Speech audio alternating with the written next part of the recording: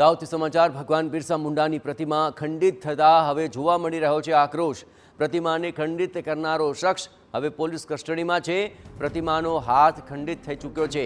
પ્રતિમાને ખંડિત કરનારો માનસિક રીતે અસ્થિર હોવાનું પણ સામે આવી રહ્યું છે। આપણે જણાવીએ કે પ્રતિમા ખંડિત થતાં મોટી સંખ્યામાં આદિવાસી સમાજના આગેવાનો બિરસા મુંડા સર્કલ ખાતે એકત્ર થયા હતા અને રોષ ઠાલવ્યો હતો। બાદમાં તંત્ર અને આદિવાસી સમાજના આગેવાનોએ આ ખંડિત થયેલી પ્રતિમાને પુનઃ યોગ્ય રીતે સ્થાપિત કરી હતી।